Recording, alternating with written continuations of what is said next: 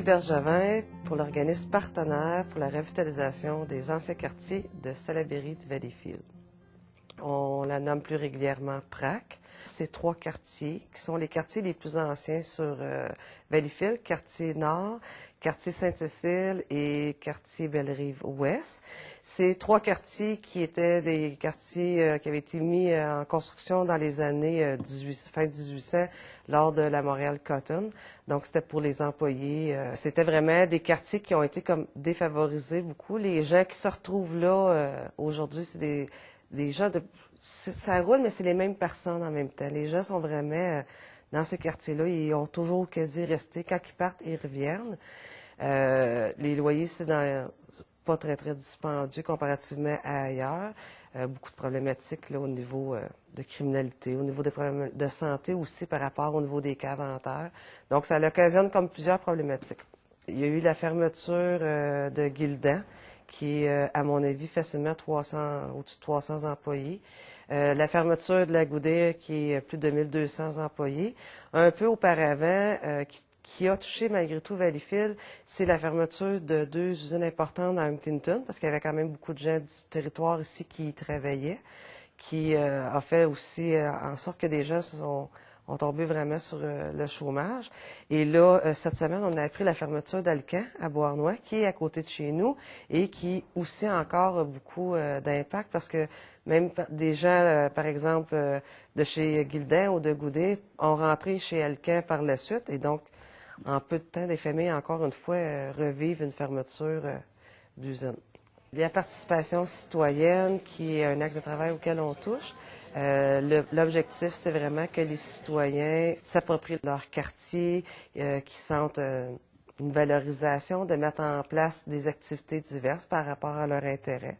Un des comités qui est très actif actuellement, c'est le comité patrimoine des anciens quartiers. Le milieu a décidé de travailler sur les axes de travail, dont l'axe habitation par rapport à la problématique plus précisément au niveau des vides sanitaires. Moi, je travaille beaucoup au niveau de l'habitation et de l'aménagement pour améliorer la qualité de vie des citoyens, là, autant au niveau de l'habitat, mais de leur quartier, de l'embellissement de leur quartier.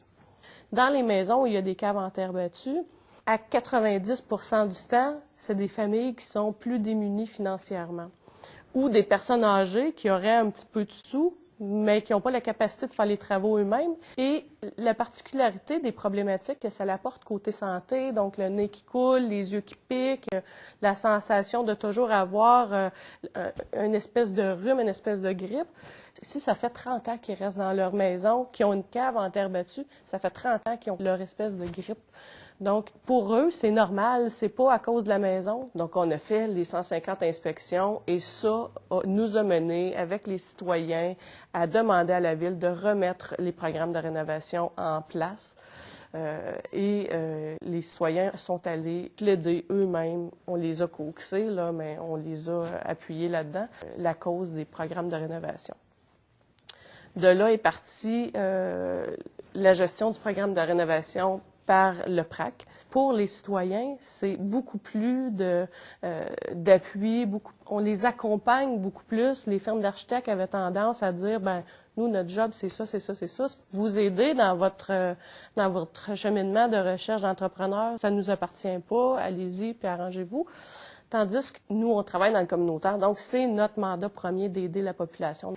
Longtemps, l'équipe de PRAC avec le conseil d'administration ont cogné des portes pour arriver à avoir ce programme de rénovation-là sur le territoire, jusqu'au jour où que des citoyens sont venus voir la télé, puis que la télé les a supportés là-dedans en démontrant que c'est vous qui doivez aller parler au niveau du conseil municipal de ce que vous vivez, la réalité dans votre maison, c'est quoi la problématique. Pour moi, c'est très différent quand c'est eux qui viennent nous chercher. Dans le premier projet de muséologie que le PRAC a fait, on a fait une opération d'aménagement populaire. On a pris les jeunes, les 10 jeunes du projet Connexion Compétences. L'importance de ce projet-là, c'est de leur faire comprendre qu'ils sont importants au niveau de la ville de Valleyfield. Leur vision et leurs paroles sont importants. Donc, souvent, ces jeunes-là sont défavorisés et dévalorisés. On a créé 4 équipes Et les jeunes disaient, eux, qu'est-ce qu'ils feraient dans leur quartier pour améliorer la qualité de vie, pour améliorer la qualité bâtie, le visuel et le côté pratique de leur quartier. Ils participent à l'amélioration de la ville de Valleyfield. Fait que pour eux, c'était valorisant, là, puis ils étaient comme touchés qu'on ait pensé à eux.